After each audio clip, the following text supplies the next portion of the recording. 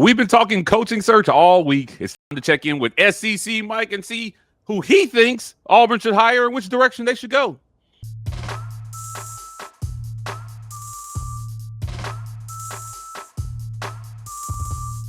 Welcome on into the Auburn Express, powered by the War Report. I'm your host, Mike G. Turn us on, turn us up, we'll turn it out. I'm here with SEC Mike, a.k.a. Michael Bratton, to talk a little Auburn football here on a Friday morning. Mike, I want to thank you for joining me on today's show. We're going to talk about what direction you think Auburn should go. You had some very strong feelings about where Auburn was at with Hugh Freeze and his approach. I think we can safely say in hindsight, you were right. Could you be right about which direction they should go this time? We'll talk about that. Then in the second half of the show, we're going to talk about some of the names being floated out there and what you think about those guys. Let's start at the top here. Auburn fired Hugh Freeze after a no-touchdown performance versus Kentucky. They went out versus Vanderbilt and almost hung 40 with Derek Nix calling plays. Real quick, before we jump into this, your reaction to the drastic difference in this offense, just removing Hugh Freeze from the equation. I mean, it's comical, isn't it? I mean, you're right. From day one, I was anti-Hugh Freeze. I will always be anti-Hugh Freeze. Never bought any of his BS. Everything out of his mouth is, I don't think he can be trusted, and I don't care. I mean, hey, that's what we do over at my show. We tell you the way it is, not necessarily the way you need to hear it, and it wasn't even necessarily personal. It was all true. So here we are. We know where that is, but yeah, you came on our show and said, man, imagine them putting up 40 points. And when you said that, I was like, yeah, that'd be funny, wouldn't it? But there's no shot that happens, given, again, you got to remember where we were coming off a 3-point performance over Kentucky. Kentucky's the worst team in the conference. I don't care what anybody tells me. Now, they're playing a little bit better. It's so funny. They got a 2-game winning streak, so they're all fired up. They want to give an extension now to Mark Stoops, but they're awful. They don't deserve to be on the same field as Auburn. How many players would Mark Stoops trade from one of Auburn's players? Yeah, you're He right. would trade all of them. You know what I mean? Even Yeah. Cutter Boley, who's looked decent, I don't think many people would take anybody on Kentucky's roster. I mean, this is night and day different, yet we all know what happened. So when you came on and said, man, imagine them scoring 40, never in a million years would I have thought that. I thought Vanderbilt Auburn, first team to maybe 14 points, would win that game. Auburn had 14 points, I believe, after 2 possessions. So It was a 17-7 game last year. So I understand that sentiment, but I think it highlights how bad Hugh Freeze's play calling system was, because DJ Durkin said early in the week, he said, Derek Nix is going to call plays. That's not my bag. I'm not going to get involved in that. He's going to be the sole play caller. And people asked me, they said, Mike, what does a Derek Nix offense look like? And I said, the problem with that question is we don't know the answer, because you hired an offensive coordinator, you haven't let him do the job.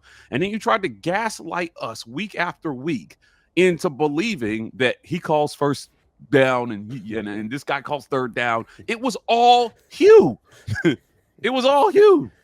right, and shout out to Derek Nix, like you said. I mean, he's worked under Hugh Freeze going all the way back to Ole Miss. So, again, it probably is the same system, Mike. That's the crazy thing. It's just we've removed the problem from the equation. It's not like they reinvented the wheel in 6-7 weeks, or excuse me, 6 or 7 days. It's the same system. It's the same players. It's night and day different. If Auburn was playing this well on the offensive side of the football all season long, we're probably talking about, like an They're a 2-loss 8-1 team at worst. Yeah, 1 or 2 losses at most right now, and they'd be in the playoff conversation. And that may sound crazy, but that's where they'd be, I think. It is absolutely mind-blowing to think that if he had just trusted his offensive coordinator, he might still be the coach here. He might be one of the most beloved coaches in Auburn history. As a matter of fact, when you are unable to delegate in today's college football, because coaches need to be more of CEO types, you find yourself in hot water. Ongoing national conversation, Mike, has been, are there any examples of guys who are their team's primary play caller on either side of the ball and they're winning championships? I don't know if that's happening at this juncture in college football, but certainly with NIL and the portal and all the things going on that a college coach has to manage, you need guys you can trust with game planning and play calling.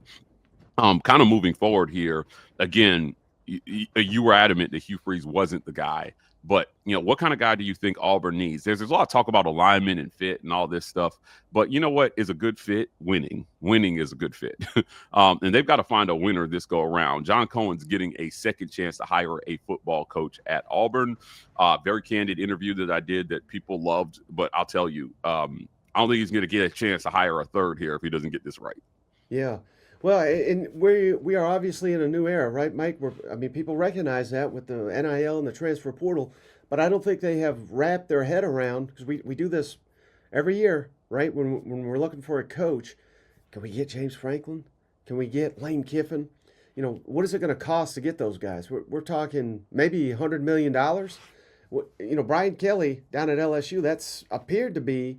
I know the fit was awkward, but I don't think anybody, unless you were just a big time LSU hater, looked at that and said, okay, LSU wins all these championships. Brian Kelly has got Notre Dame in conversation of championships multiple times up there. This, on paper, looks to be a home run hire. We've got to get away from that, I think. We got to get away from, let's go land the white whale. Even if Lane Kiffin, let's say he goes to Florida or goes to LSU, I'm not convinced that's just going to, I know it's not. It's not going to just work without the support, without NIL. Lane Kiffin is very, very smart about all this. And we have that now at Auburn. We have a lot of that in place.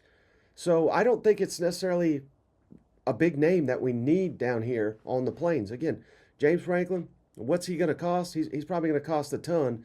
You know who didn't cost much, Mike, and he's doing a pretty good job, is Mike Elko at Texas A&M. Yeah. Very similar to Auburn right now, where we've got some good alignment, we've got commitment to the roster, and again, I'm not saying we have to be cheap here to get a quality, but just go get you a coach like a John Sumrall, someone like that. I think at Auburn, I think John Sumrall would kill it.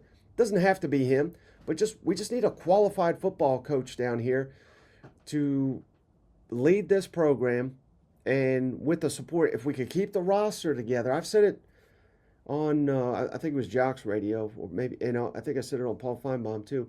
I think if they go hire John Sumrall or a John Sumrall type, just again, a really, really good football coach, if Auburn can keep this roster together for the most part, naturally there's going to be some guys that leave. That's just natural of a coaching transition. But if they can keep the vast majority of the players they want to keep next season, if they have a really good football coach, I think Auburn's in the discussion next November to make the college football playoff. Yeah, it is a brutal schedule. They traded off when the SEC eliminated divisions. Ole Miss, Mississippi State, and LSU fell off the schedule. Those teams come back with Tennessee and Florida next year. Plus, you've got the Baylor game in Atlanta, so it's a brutal schedule for Auburn. They obviously have Alabama and Georgia on the road in 2026. So it's going to be whoever the coach is, he's going to have a massive task on his hands with the schedule. Before we get to the break here, Auburn, the tools, you talked about the roster. Roster retention is something that we've talked about all week. That has to be, I think, job number one for Cohen. Now, I understand that it's normal for players to walk out the door when you change coaches. But now that millions have been invested into these kids year over year, I'm not so sure if you're Cohen, you're ready to watch your millions walk out the door because you decided to fire your football coach. They've got to hire a guy who can keep this roster at least somewhat intact. Like Auburn fan, there's a subset of Auburn fans that's just like, we're losing, just blow it up and start over. I'm like, no. You're not going to just go find another Cam Coleman. Those guys come around once every 5 or 6 years, man. Yeah, and you lucked into him when Jimbo Fisher got fired, and they could not retain Damian Craig, and Cam said, you know what, I'm going to stay close to home. I'm going to go to Auburn. Yeah, and if you let him walk out the door without making him one of the biggest NIL deals in the history of NIL at wide receiver, I think it's a massive mistake by Auburn. What do you think about holding this roster together? Yeah, and of course, I'm sure you've talked about this, but a guy you haven't referenced yet is Deuce Knight. Yep. So the new coach, it's paramount that we get him in here as quick as possible, I think. And I would hope it's, the first week after the regular season comes to an end. I think that's why you fire your coach early, to kind of get your ducks in a row and find out who you want to go after and go get them. Because I think the new coach has got to get in there and really figure out if Deuce Knight is who we want to build around next season. Because if he may not be, and by all indications, everything I've heard about Deuce Knight, and you would know more than I, but everything I've heard is, he's a massive talent, and he probably should be our quarterback of the future. But that doesn't necessarily mean he's going to fit the next coach. I think that's all got to get worked out, because if he's not, we got to get out there and identify who is the quarterback, and we got to get him in here, because that'll be huge for how good Auburn is next year.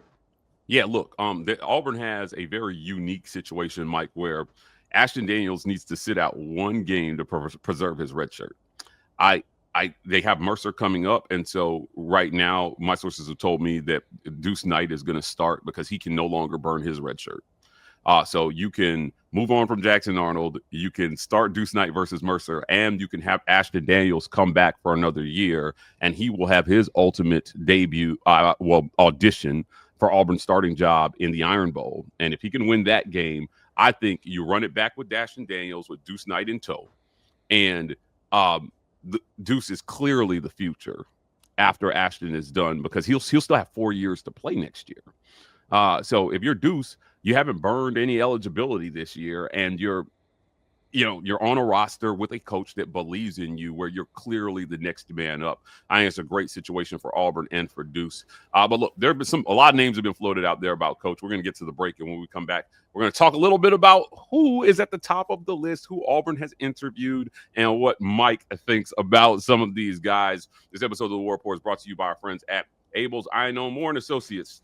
Running a business means investing in everyone else, but who's investing in you? Abel's I Know More and Associates helps small business owners manage excess cash, build retirement plans, and create investment strategies that make their money work beyond business. There's no minimum to start, and your initial review is complimentary. Call AIMA at 912-777-4128. Scan the QR code on your screen, or visit AIMAINC.com to see how fiduciary guidance can help your business grow long after closing time. The War Report has been compensated by Abel's I Know More and Associates for this endorsement. Abel's I Know More and Associates is a SEC registered investment advisor. Registration as an investment advisor does not imply a certain level of skill or training. This episode of the War Report is also brought to you by our friends at the Vibe Vault. You can find them at 3462 Crosswinds Road, Suite E in Phoenix City, Alabama.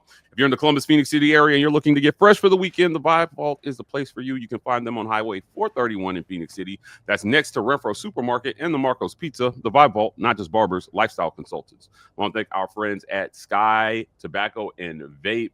Ever run out of vape juice at 10 p.m. and think, I'm just fresh out of luck? Well, not with Sky Tobacco and Vape around. Whether you're cruising down Airport Thruway, headed up the 280 bypass, or just strolling down Victory Drive, they've got 4 locations in Columbus and Phoenix City ready to serve you. No matter where you're at, they're probably just right around the corner. Sky Tobacco and Vape. Great prices, so good you probably think they misprinted the price tags. I want to thank our friends at the Rogue Shop. Visit rogueshop.com. Use code REPORTER to get 15% off your Rogue Shop order. Pain, sleep, stress, anxiety, whatever ails you in life, the Rogue Shop has something that has you covered. If you got some traditional ailments that could require some non-traditional remedies, the Rogue Shop could have something for you. Our guy Richard is a longtime sponsor of the show, dropping a little something extra in there for everybody using code REPORT today. Please go visit them. Last but not least, I want to thank our friends at Golden's Cast Iron. Visit goldenscastiron.com/WR. Use code Get Your Weight Up for 15% off your weights, and code TWR for $65 off fire pits and Kamado grills. The summer may be over, but the fall is here. That brings good weather in the South, which means it's time to be outside next to a Golden's Cast Iron grill, or staying in shape with some Golden's Cast Iron weights. Work out, grill out, chill out with Golden's Cast Iron. Let's jump back into our conversation here, Mike. Hey, do you think the Style Shop could help me and Shane? I mean, we need all the help we can get. I do that. I do think the Vibe Vault could help you. Look, I need to go see them here pretty often, man. My beard is growing like a weed here so far, but those guys do a great job over there, and you get the hot towel treatment too on the beard thing. Yeah. I know where I'm headed next time I'm on campus. It's real fancy over there. Word on the street is James Franklin was interviewed yesterday by Auburn. I hate that name. I don't want James Franklin. But John Sumrall is a name. Kitty Dillingham is a name that is slated to interview potentially this week. DJ Durkin is getting a real-time interview as interim head coach. A lot of different kind of names out there. There's a lot of conjecture about what Auburn needs? Do you need a defensive guy that will stay out of the offense? Do you need a coach? One of the things that came out of my interview with John Cohen was some of the candidates in the running have inquired about whether DJ Durkin would be willing to stay on as defensive coordinator if he didn't get the job, which I find interesting. What do you think? What direction does Auburn go here? Is the answer right in front of you in DJ Durkin potentially if he can win these next 2 games? Perhaps. I've been obviously very impressed with what he's done with Auburn's defense and what he did.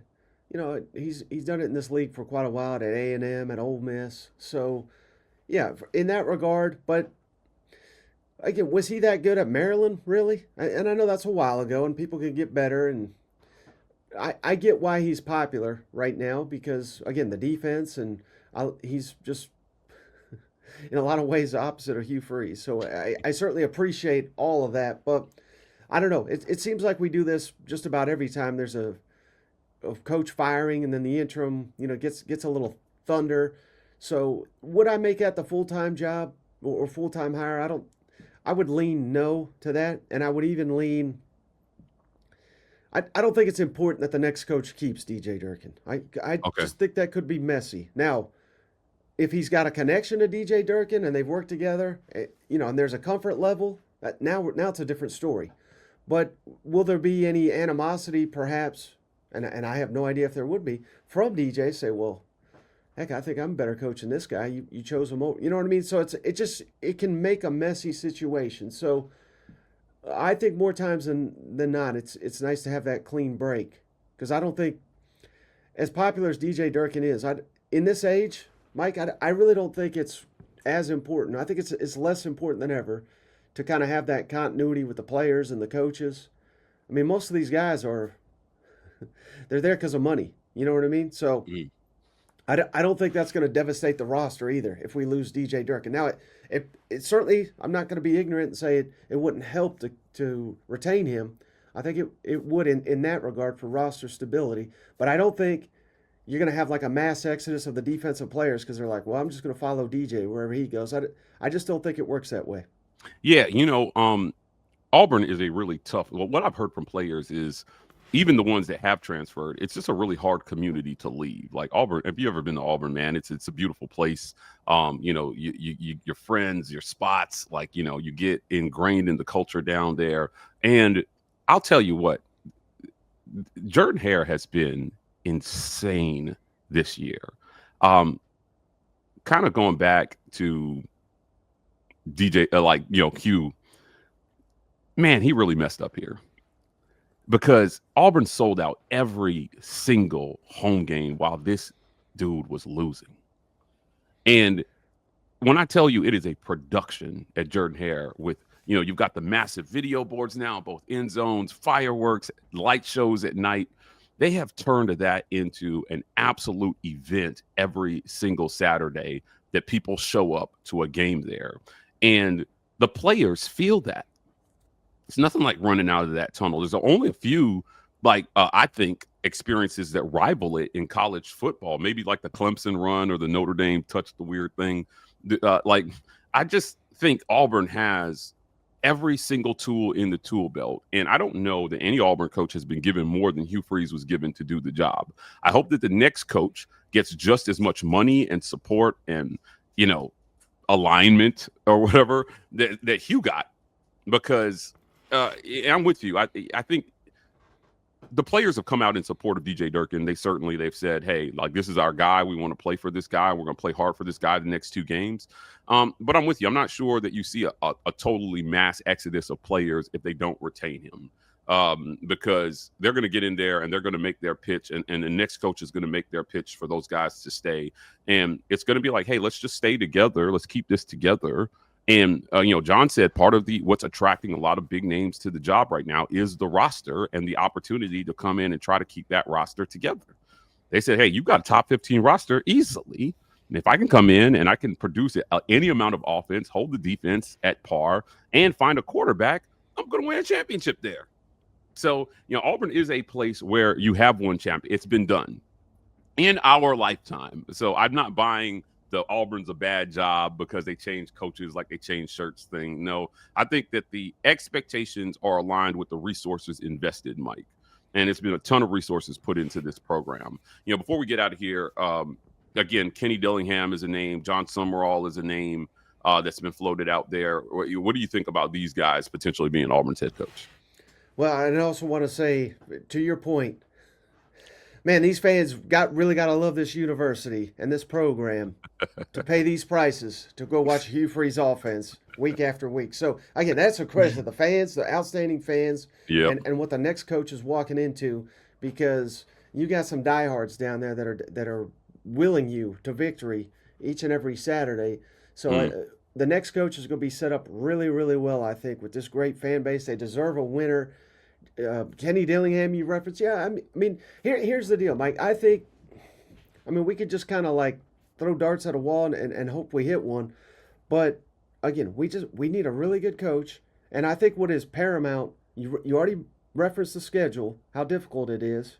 And that can, all off season we talked about how difficult Oklahoma's schedule was. And now it doesn't look it's been tough, but it's not as tough as it looked on paper. I think you can almost say the same thing about Florida. That's all anybody wanted to talk about with the Gators all off season was. Now they fell apart for different reasons, but again, how the schedule looks today is not necessarily how the schedule is going to look when the season gets here. But we need a competitive coach that's not going to walk away from a challenge. He's going to obviously know he's going to have to play Alabama and Georgia every single year. And to any coach that's afraid of that, don't touch his job. We don't want you down here. We want us a competitive coach that wants to prove himself to come out here and beat Kirby Smart and beat Alabama year after year. So, again, who that is remains to be seen. But there are a lot of coaches, Mike, that will take this job and run with it and bring Auburn back to national prominence. I really do believe it. And it'll attract, like, of all the job openings, last thing I'll say on the job, it's better than the LSU job. It's better than the Florida job. And we all know it's sure as hell better than the Arkansas job right now. I think Auburn's the best job open right now in the SEC because of the crazy governor down there at LSU. Florida, behind the scenes, it's a mess down there. Aside from Steve Spurrier and Urban Meyer, no one's done anything of significance down there anyway. Give me Auburn with the talent they have, with these amazing fans that sell out to go watch horrible coaching. Hopefully, no more. Hopefully, we get elite coaching starting next year, and Auburn's going to rise back to prominence. Again, I don't think this is a massive rebuild. I think Auburn's in the playoff conversation next season if they get this hire right. It's going to be fun to watch. Michael Bratton, SEC. Michael, I want to thank you for joining me on today's show. We're going to make this a weekly thing, so get used to seeing Mike. If you hate his opinions, I don't care. He's coming on the show every Friday morning. Mike, before we get out of here, tell people where they can find you. Yeah, absolutely. SEC Mike, just search that. I should come up for more bad takes like you just heard here. And the show's that, SEC Podcast, me and Cousin Shane. If you think I'm entertaining, I'm at like a 1. Cousin Shane's at a 10. So come hang out. He's my cousin, and it's just a family business, but it's the fastest growing SEC show out there, #1 on Apple and Spotify, and we're doing pretty decent on YouTube too. So we'd love to have you come hang out. Those guys do a great job. Please go over to their YouTube and hit subscribe. Support those who support us. Let us know what you think, though, about the coaching search. How bad a taste did Hugh Freeze leave in your mouth in his tenure? And what do you think about James Franklin potentially interviewing for the job here? While you're in the comment section, do us a favor, smash that super thanks button. Your financial support helps keep the work that we're doing here going. Please hit like and subscribe. We are the War Report on every social media platform. We are TW Report on TikTok. We're signing off, and as always, War Eagle.